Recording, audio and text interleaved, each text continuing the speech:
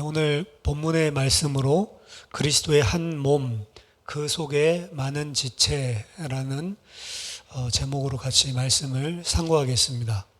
교회에 대해서 설명하는 거죠. 그리스도인들은 전부 다 한 몸이다. 예수 그리스도 안에 구원받은 주의 백성들은 그리스도를 머리로 하는 하나의 몸이다, 하나다라고 하는 것을 강조하고 있습니다. 물론 이 몸은 하나이지만 각각 지체가 다르다라고 이야기를 합니다. 우리 몸을 가지고 비유를 해서 설명을 하는 거죠. 눈이 눈의 역할이 있고 코와 입, 귀, 손, 발 전부 다 지체인데 각각 맡은 지체가 있고 각각 다르지만 그 모든 것이 다 한 몸에 붙어서 한 몸이고 그리고 각각의 역할들이 다 있는 것이다. 다름을 나쁘게 보지 말라는 거죠. 각각의 지체들의 역할들이 다 있다라는 것입니다. 오늘 13절에 보니까 교회에 유대인, 그리고 헬라인, 종, 자유인, 완전히 다른 존재죠. 유대인은 헬라인을 사실은 이방인, 그리고 하나님을 모르는 언약밖의 백성이라고 해서 함께 식사하고 교제하는 것도 금했었던 그런 존재들입니다. 그래서 예수님 당시에도 예수님께서 이러한 이방인들이나 혹은 자신들이 생각할 때 죄인이라고 생각했던 세리나 창기 이런 자들이랑 식사하고 교제하는 모습을 못마땅해 했고 그런 모습 때문에 예수님에 대한 반감이 점점 커졌음을 알 수가 있습니다. 더더군다나 본인들이 경멸했었던 그런 이방인들이 오히려 하나님의 나라에 더 가까운 믿음을 가진 사람들처럼 예수님이 이야기를 할 때에는 완전히 분노가 치솟아 올라서 예수님을 잡아 죽이려고까지 했었죠. 그런데 이 교회 안에는 유대인이나 헬라인이 함께 모여 있고 사회적으로도 종이나 자유인이나 심지어는 종과 그리고 그 종이 섬기고 있는 육신적으로 섬기고 있는 상전이 한 교회에 속한 이런 케이스들이 초대 교회에 있었습니다. 절대로 함께 밥상을 같이 할 수 없는 그런 존재고 같이 하나로 어울릴 수 없는 그런 신분을 가지고 있었던 자입니다. 그런데 유대인이든 헬라인이든 혹은 종이든 상전이든 상관없이 정말로 그들이 구원받은 그리스도의 지체라면 다 한 성령을 마신 자다. 다 한 성령으로 말미암아 같은 세례를 받은 자다라는 것을 바울이 강조하고 있습니다. 고린도 교회에 주는 편지거든요. 고린도 교회는 잘 알겠지만 인간적인 자랑, 인간적인 자부심, 세상적인 세속적인 그런 우월감 이런 부분들을 상당히 자랑하고 뽐내고 그것을 자신들의 간판 삼았던 그런 교회입니다. 그리고 교회 안에 또한 그러한 색채가 그대로 밀려 들어와서 본인이 아볼로에게 속한 아볼로의 제자다. 본인은 베드로 수제자, 예수님의 수제자의 직계 제자다. 난 바울에게 직접 가르침을 받은 제자다. 이렇게 교회가 각자 세상에서 하듯이 육신적인 자신들의 신분을 가지고 누구의 가르침을 받고 누구를 제자다라고 하는 타이틀을 가지고 서로 뽐내고 분열되었던 교회였습니다.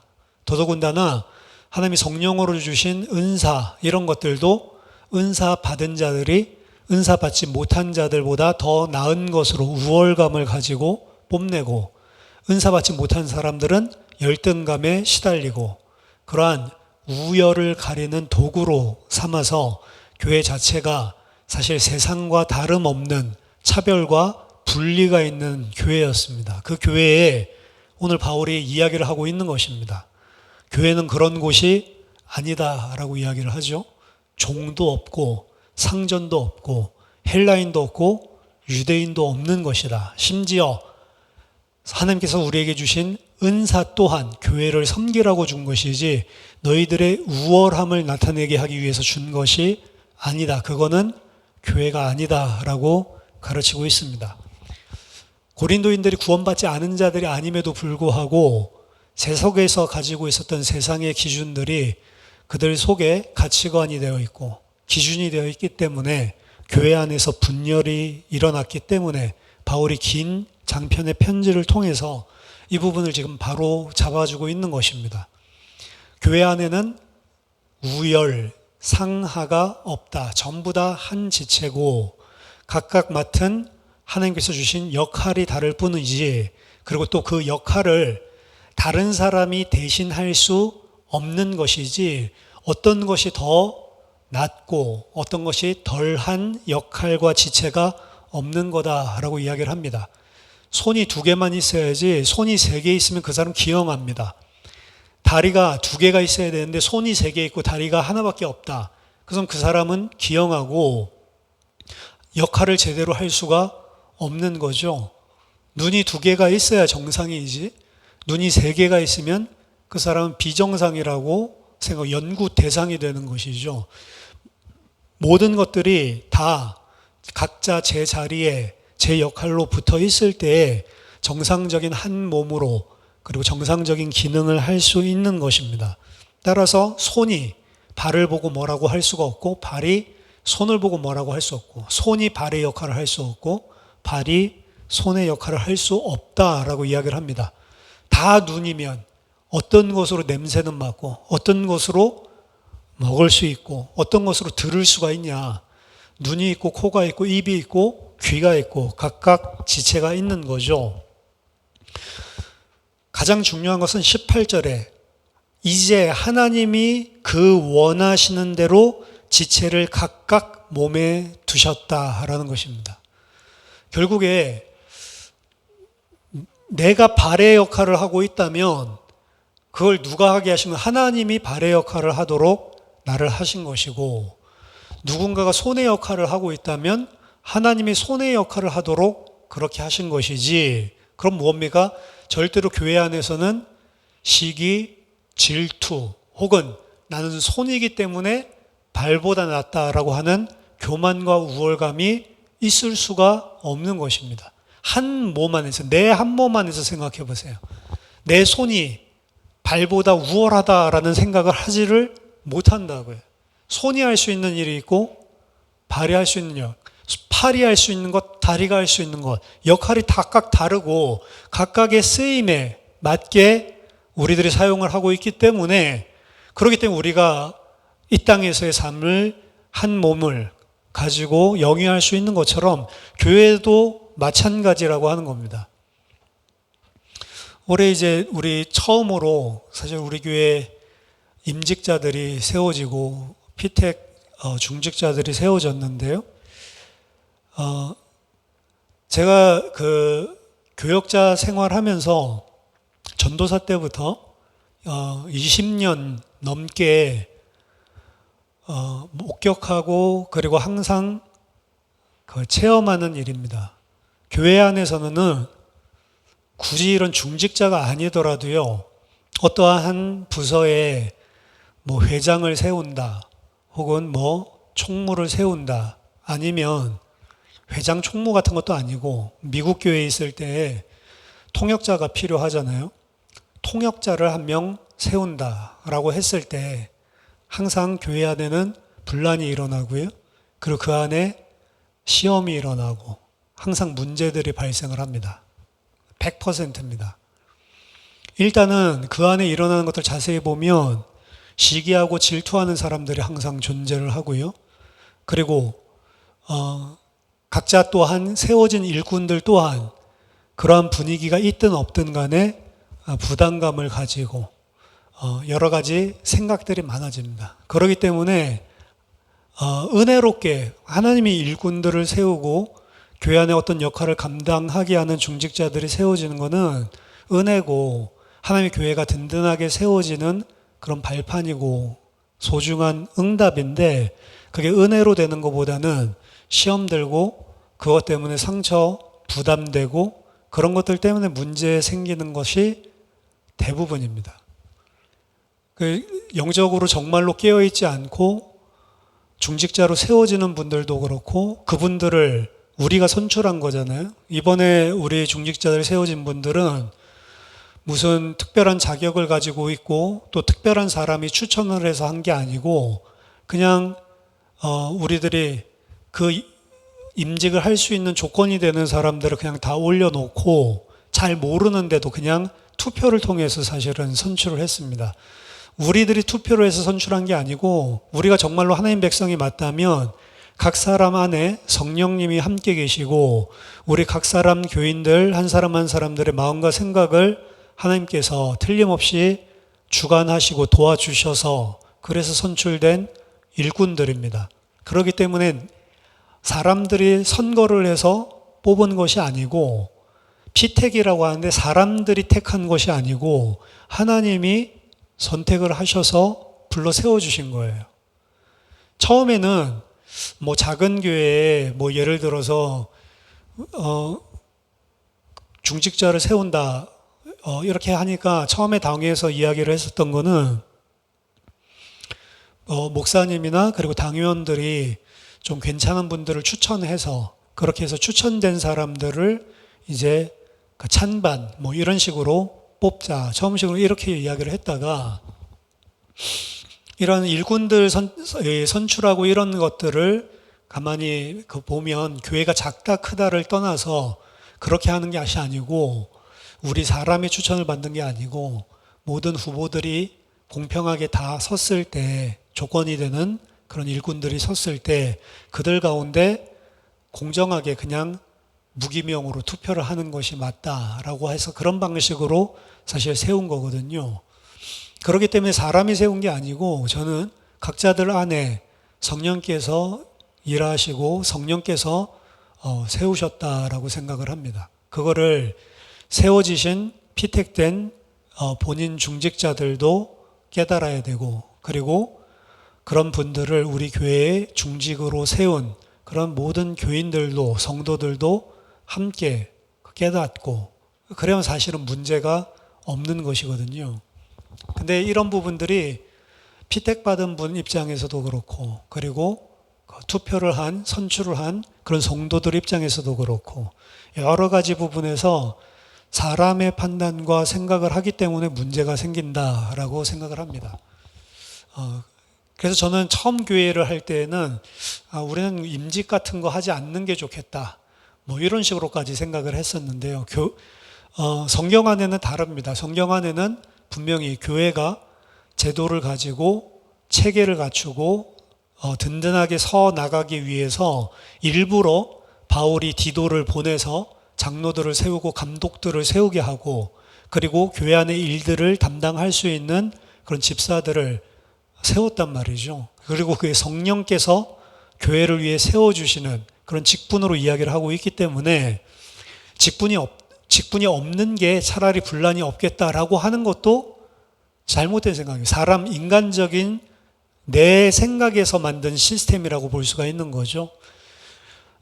그래서 우리가 중직자들을 세우고 일꾼들을 세우는 것 자체는 앞으로 우리 교회 안에서도 계속 있을 것이고 지속적으로 계속해서 이 교회가 든든하게 세워질수록 그런 일들이 있어야만 하는 일입니다. 그런데 중요한 거는 그럴 때마다 반드시 제 20년 넘는 경험상 문제들이 항상 발생하는 게 교회란 말이죠.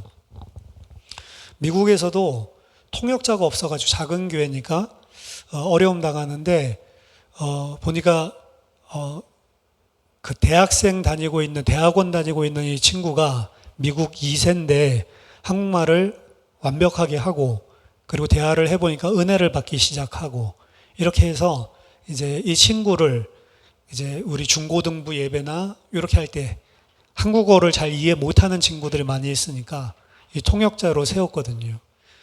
그 통역자로 세워서 통역을 시켜보니까 너무 예상외로 너무 잘하고 그래서 참 감사하다. 저는 본인은 이렇게 생각을 했는데 그것 때문에 교회가 그 주간에 뒤집어지더군요.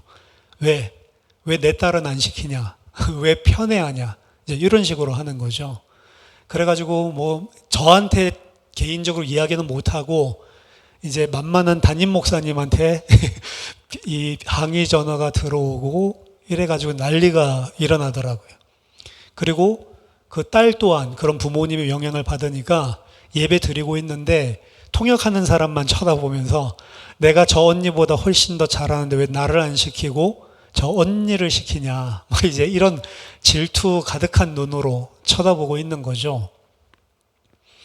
그래서 제 그 부모님도 그렇고 그 아이, 그 서서 통역하고 있는 사람을 이제 완전히 저주의 대상으로, 증오의 대상으로 쳐다보고 있는 그 아이, 목사님이 이야기하시더라고요. 그 아이도 잘 할 건데 한번 그 아이도 시키고 통역자로 키워보면 어떻겠냐. 일부러 안 시켰어요. 왜? 그 아이가 통역을 아무리 잘하더라도 교회 안에서의 하나님의 일을 자기 자신의 우월감을 나타내고 뽐내고 자기 자신의 두각을 드러내기 위해서, 두각을 나타내기 위해서 하려고 하는 그 마음이 있으면 이 아이가 통역자로 세워져서 많이 쓰임받으면 쓰임받을수록 망하는 것이다. 저는 그렇게 생각을 했거든요. 교회 안에서 우리들이 일꾼 세우는 거는 누구를 띄워주고 누가 잘나기 때문이 아니고 하나님이 그때그때 그 교회에 맞게 하나님께서 필요에 따라서 일꾼들을 세워주시는 것이고 그것들을 세워진 사람도 그렇고 그리고 세움 받지 않은 사람도 그렇고 다 같이 이해하고 진짜로 하나 됐을 때 사실은 세워진 그 일꾼들을 통해서 교회가 더 원활해지고 연약했던 부분들이 더욱더 강화되고 하나로 세워질 수 있는 건데 이 좋은 것을 항상 저주로 바꿔버리더라고요. 그래서 교회가 중직들 세우고 나서 깨지는 경우도 많고요.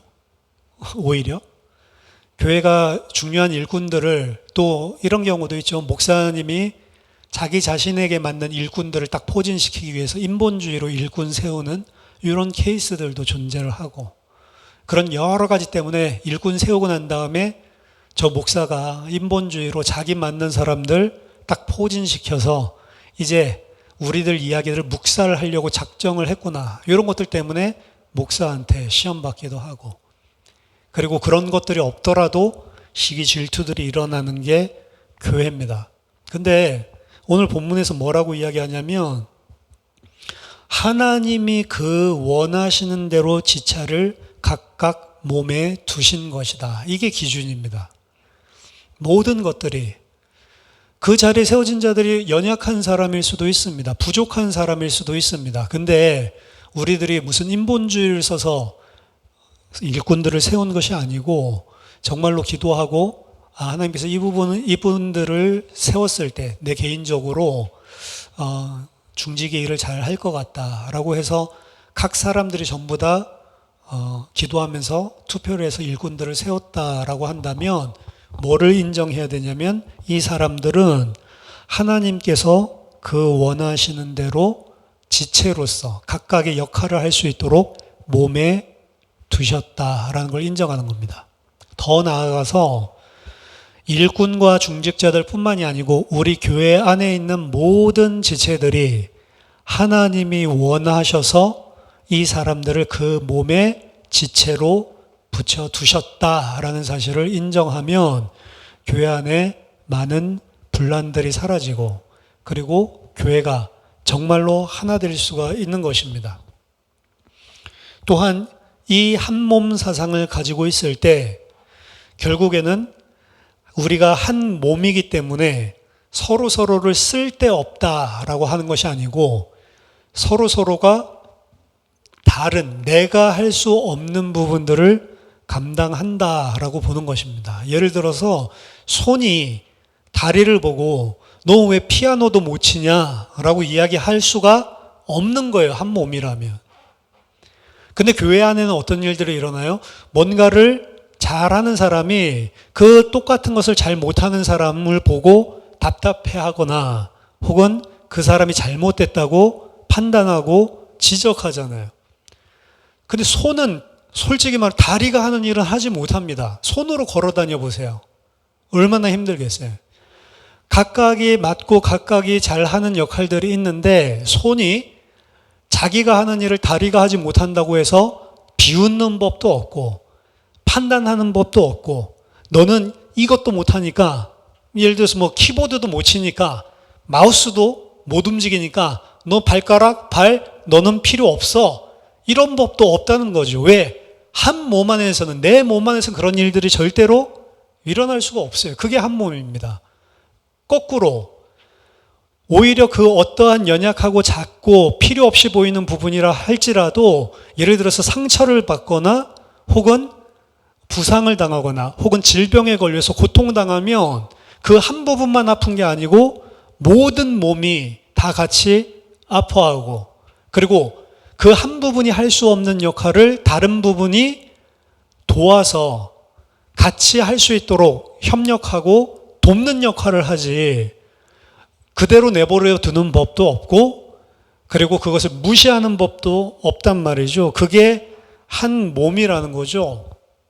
그래서 몸이 연약하게 된 부분이 있으면 더 약하게 보이는 그 부분을 가려주고 그리고 그 부분까지 이 다른 성한 육신이 그것을 보완해 주려고 하는 게 한 몸 안에서 자연스럽게 당연하게 일어나는 일입니다. 그리고 이게 교회다라고 이야기를 하는 거예요. 근데 이 한 몸의 기준으로 봤을 때 아까 전에 제가 말씀드렸던 고린도 교회의 모습을 보면 말도 안 되는 일들이 지금 발생하고 있는 거거든요. 그래서 교회가 하나가 깨지는 거죠. 결국에 그래서 세상에 가지고 있는 그 사상들이 그대로 가지고 와서 세상에 부유한 자들이 교회 안에 빈궁한 자들, 궁핍한 자들을 무시하는 일들이 고린도 교회는 일어났습니다. 그렇죠?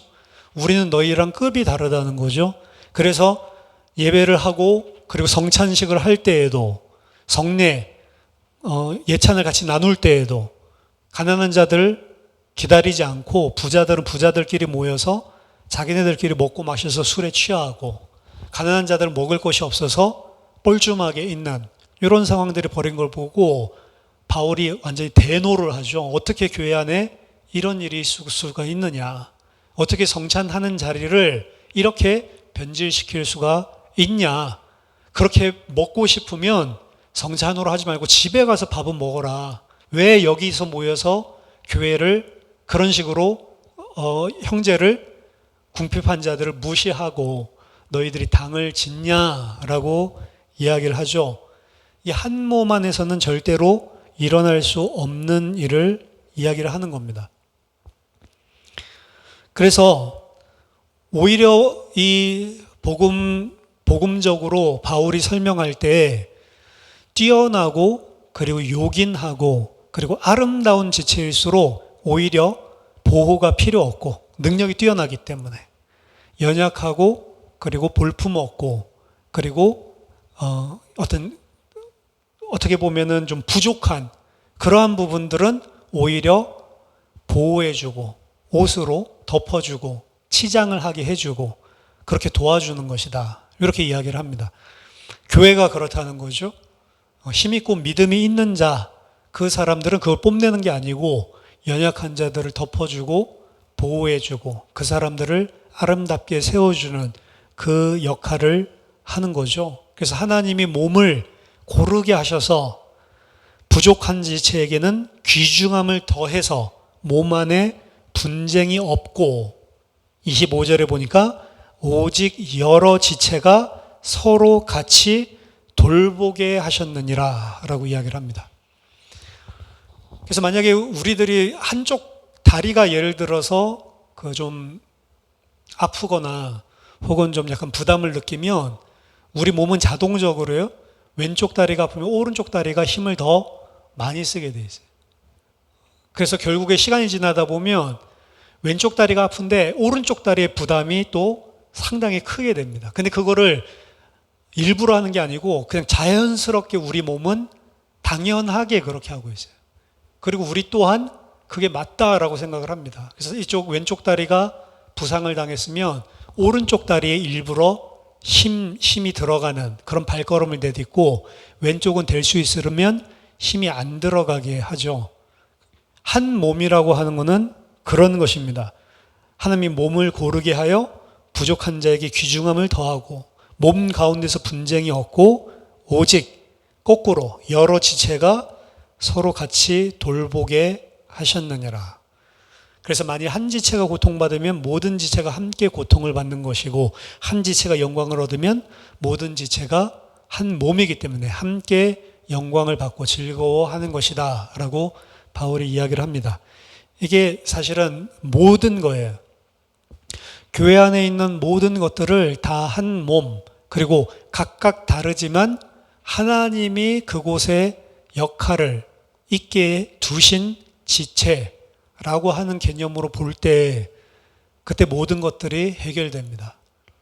그러니까 결국에 우리들이 교회 안에서 시기하거나 질투하거나 혹은 비난하거나 뭐 때문에 그런 거죠? 내 마음에 들지 않는다는 겁니다. 내 생각에는 저렇게 되면 안 된다. 내 생각에는 저 사람보다 내가 더 낫다라든지 내 생각에는 나도 아니지만 저 사람 저런 부족함 때문에 저렇게 되면 안 된다. 이제 이런 심리들이 작용하는 건데 그게 누구 생각이라고요? 다 자기 생각이에요. 성경에서 하나님이 각 지체를 하나님이 봤을 때 필요에 따라서 그 한 몸에 있게 하신 것이다. 모든 성도가 다 그렇다라는 사실을 우리가 인지할 때 그때 교회 안에 하나됨이 깨지지 않고 정말로 한 몸으로 세워지게 됩니다. 그래서 한 단어로 제가 생각을 해봤어요. 결국에 이렇게 한 몸, 한 지체 사상을 가지고 교회 안에서 어떻게 세워질 수 있냐 딱 한 단어로 요약한다면 뭐 이제 사랑이란 말도 되겠지만 더 좀 마음에 와닿는 단어는 용납이라고 저는 생각합니다. 용납. 서로를 용납해주는, 용납한다고 하는 것은 그 사람의 부족을 받는데도 불구하고 받아들여주는, 감싸 안아주고 수용하는 것이 용납이잖아요. 골로새서 3장에 보면 골로새서 3장도 같은 이야기를 사실은 하고 있는 건데요. 골로새서 3장 9절부터 보면 너희가 서로 거짓말을 하지 말라. 옛사람과 그 행위를 벗어버리고 새 사람을 입었으니 이는 자기를 창조하신 이의 형상을 따라 지식에까지 새롭게 하심을 입은 자니라 라고 이야기를 하면서 거기에는 헬라인이나 유대인이나 할레파나 무할레파나 야만인이나 수구디아인이나 종이나 자유인이 차별이 있을 수 없나니 오직 그리스도는 만유시요 만유 안에 계시니라. 여기서도 다 차별이 없이 그리스도 안에 하나다라고 이야기를 하죠. 그리스도 안에 하나다라고 이야기하기 전에 이야기했었던 게 지식에까지 새롭게 너희들은 창조함을 받은 새 사람이다. 그러니까 옛사람 벗어버리고 새 사람 입어라 라고 이야기하면서 새 사람은 무슨 생각 가진다고요? 그리스도 안에 모든 자들은 차별이 없고 하나다 이야기를 하고 있는 거예요. 그러면서 뭐라고 이야기하냐? 그러므로 너희는 하나님이 택하사 거룩하고 사랑받는 자처럼 긍휼과 자비와 겸손과 온유와 오래 참음을 옷 입고 누가 누구에게 불만이 있거든 서로 용납하여 피차 용서하되 주께서 너희를 용서하신 것과 같이 너희도 그리하고 이 모든 것 위에 사랑을 더하라. 이는 온전하게 매는 띠니라. 에베소서 4장에서도 성령이 평안의 줄로 하나 되게 메어주셨다라고 이야기를 했죠. 에베소서도 그렇고 오늘도 고린도전서 본문도 그렇고 골로새서도 그렇고 교회에 대해서 이야기할 때는 항상 이 이야기예요. 지체들에 대해서 이야기합니다. 달라요. 야만인도 있고 문명인도 있고 자유자도 있고 종도 있고 헬라인도 있고 유대인도 있고 다 다른데 그리스도 안에 차별이 없다. 하나다. 항상 이 이야기를 하고 그렇기 때문에 너희들의 사랑으로 서로 용납해라. 이 이야기입니다. 그게 교회예요. 왜? 그리스도께서 너희 용서해 줬고 너희를 용납해 주셨잖아. 그러니까 너희들끼리 불만 품지 말고 용납해라. 우리가 의대받았다라고 하는 것은 거기에서 나타나는 거예요. 얼마나 내가 교회 안에 그리스도께서 피로 값주고 사신 자들을 용납할 수 있겠는가? 그리스도께서 나를 용납하신 것보다는 그게 덜 할 거 아니에요, 사실. 그렇게 생각 안 합니까? 그리스도께서 나 같은 사람도 용납해 주셨는데 내가 그 사람 용납하는 거는 아무것도 아닌 거잖아요, 사실은. 나도 비슷한 수준인데, 죄인인데. 근거는 뭐냐? 그리스도께서 너를 이렇게 대우해 줬지 않냐? 그거 기억하라는 겁니다. 그거 기억하면 피차 용납하는 겁니다. 내가 그 사람을 용납해 줬다라고 생각하는데 아니요. 그 사람도 나를 용납해 주는 거예요. 나는 잘났기 때문에 용납받을 필요가 없다라고 생각합니까? 아닙니다. 모든 사람은 다 용납해 주지 않으면 절대로 하나 될 수 없는 존재예요. 그게 우리 다 개인들입니다.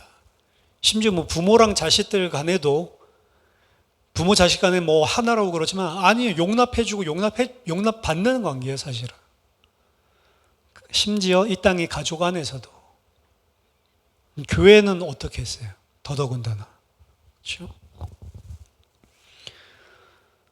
교회 안에 2022년도에 뭐 일꾼들도 세워지고 많은 일도 있지만 더 중요한 거는 일꾼이 중요한 게 아니고 서로가 그리스도인으로 용납해 주는 거예요. 불만이 있죠? 저 사람 쳐다보면 못마땅하죠? 내 생각할 때 여러 가지 부족함들이 많겠죠? 근데 그 사람을 정말로 그리스도의 눈으로 보면 정말로 하나님이 자기 아들을 죽임으로 피로 값주고 사신 교회가 맞다라고 한다면 어떻게 용납을 안 할 수가 있겠습니까? 우리가 그리스도인으로 성숙해 간다라고 하는 것이 드러나는 부분이 결국에는 대인관계 속에서 드러나는 거예요. 그게 하나님과 나의 관계를 잘 성립하고 잘 배운 사람은 대인관계 속에 그 하나님과의 관계가 잘 정립된 것들이 결국에 흘러나와서 그 안에서 우리들의 신앙이 성숙했는지를 계속 보게 되는 거거든요. 근데 그게 제가 봤을 때는 결국에는 우린 서로 다르기 때문에 나 자신을 완전히 다 깨트리지 않은 한 결국에는 교회는 하나 될 수 없는 것이고 이 땅의 교회는 불완전하기 때문에 하나 되지 못하는 게 맞습니다. 그래서 여기서는 이상적인 이야기를 바울이 하고 있지만 교회는 하나가 안 돼요. 안 되는데 그 안 되는 속에서 계속 하나님의 음성을 듣고 조금씩 용납해 주는 사람으로 자라가는 겁니다. 인생사에서도 젊었을 때는 그렇게 아득바득 싸우다가 나중에 되면은 넉넉하게 용납해주고 받아들여주는 거예요.